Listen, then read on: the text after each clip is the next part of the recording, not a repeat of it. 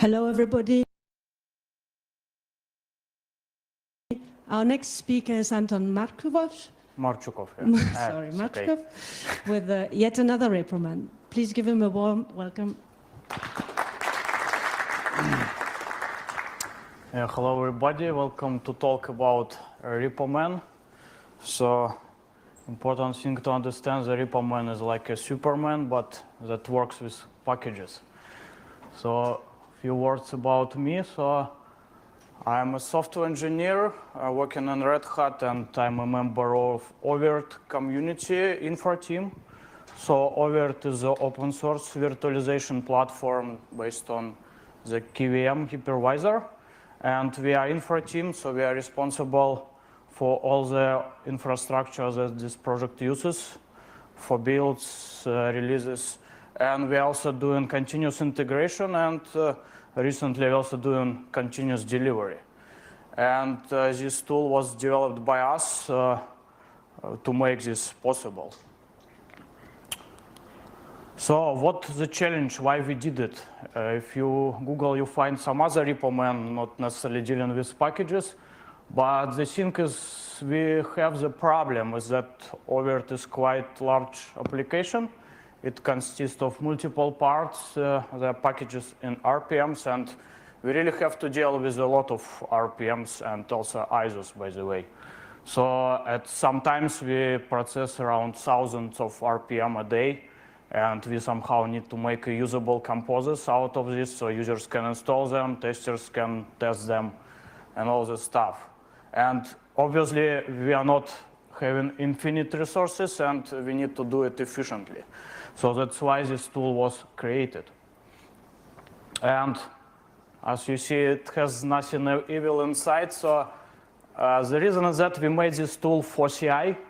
So you're supposed to run it as a standalone application on command line, or you use it from Jenkins, for example. And if you do it like that, that's why it's important that this tool doesn't use database. There is no database.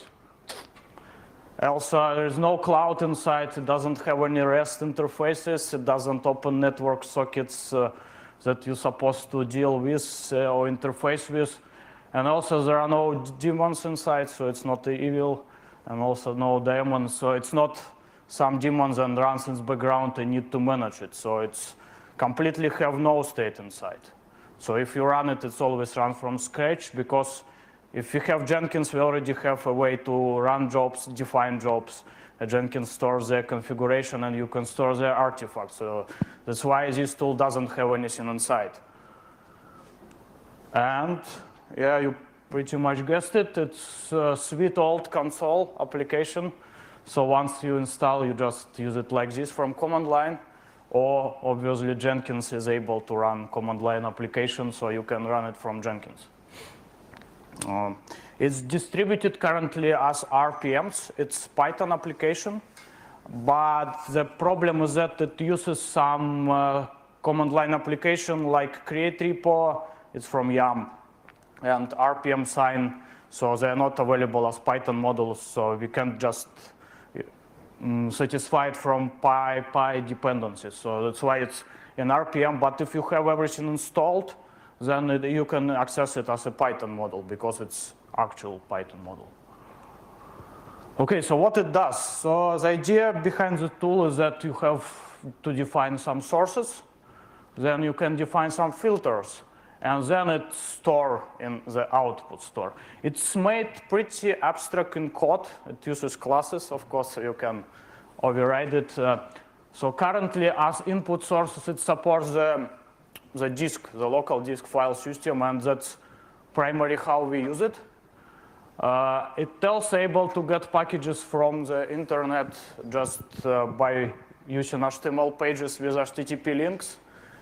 Anything that has links to artifacts like RPMs or ISOs on web page will do it. There is also a way to recursively crawl the pages and look for artifacts, but it's configuration settings.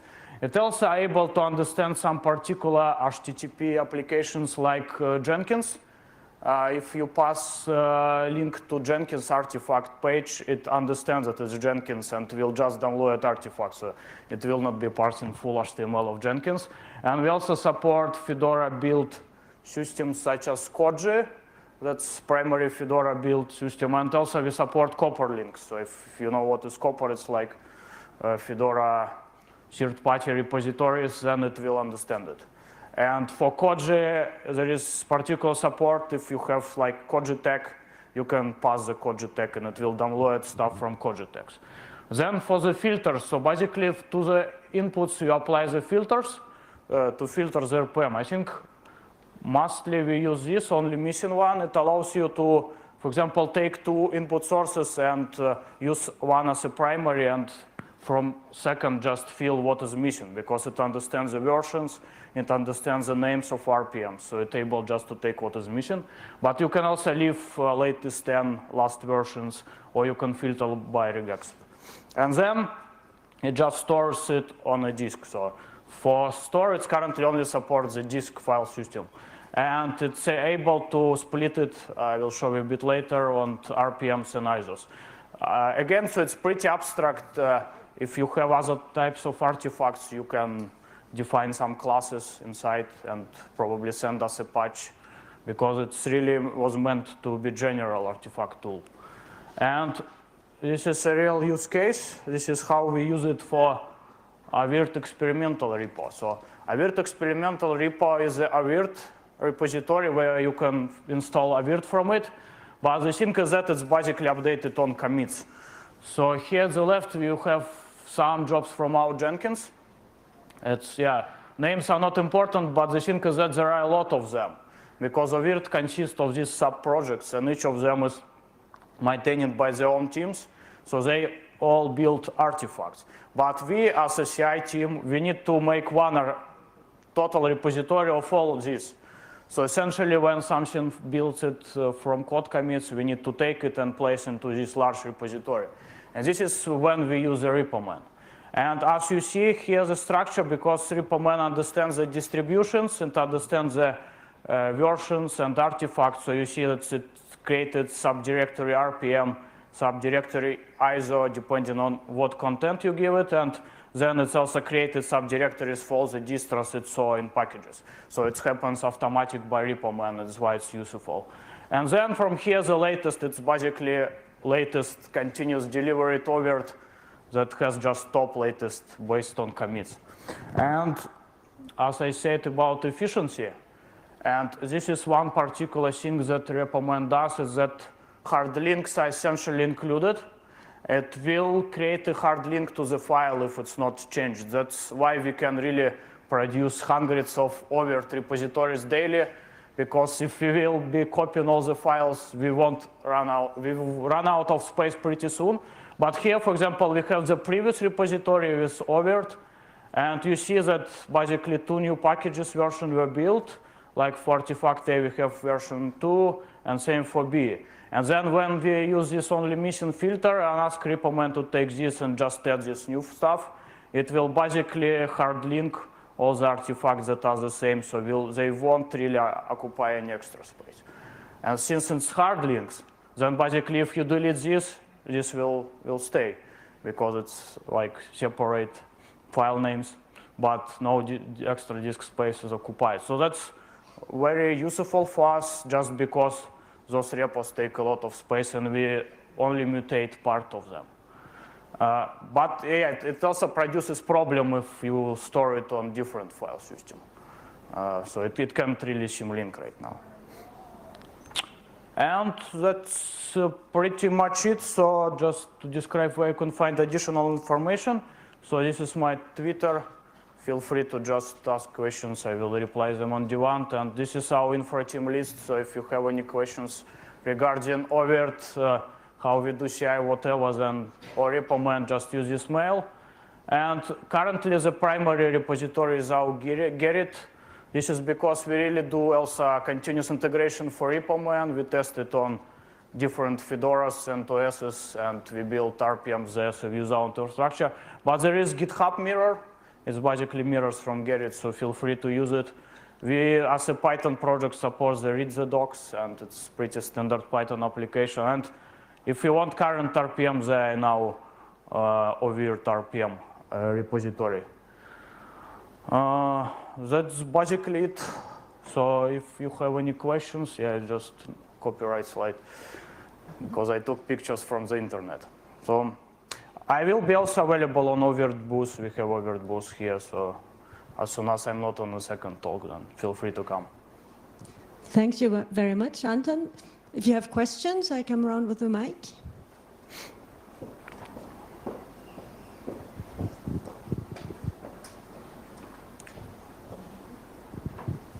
Thanks. So if there is no daemon... No, it's not daemon. It's so just yeah, if there is no daemon, my question is, how frequently you run repoman to create repos? So we run it, I think, cron job, several hundreds. It is Jenkins job. So it triggered by commit to the code. We have like maybe 50 repositories where people make commit, and then each of them builds the artifacts. Yeah, so that's all this Jenkins job. And so it happens several hundred times a day, and then for each of them the repoman runs. So it's hundreds of runs of it per day, and it's, yeah, it doesn't really need a lot to load. It just reads RPMs, parses the metadata, and then composes the final repository, and when possible, it creates the hard links.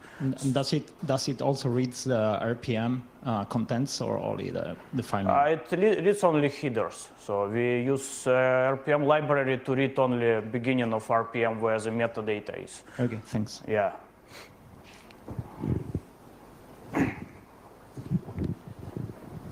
Hello. My question is, what's the reason of using Jenkins for producing RPMs? I mean, I know that Red Hat has a lot of different tools for doing that. Yeah, but this is not really a Red Hat product. We have Ref, that is product by Red Hat based on oVirt, but oVirt is community project, and community infrastructure uses Jenkins. Yeah, we are reviewing other tools, but Jenkins works pretty good for us, and it really has anything we need right now. So we are a Jenkins shop. Any more questions? Well then, thanks a lot. Give a warm welcome, applause to Anton.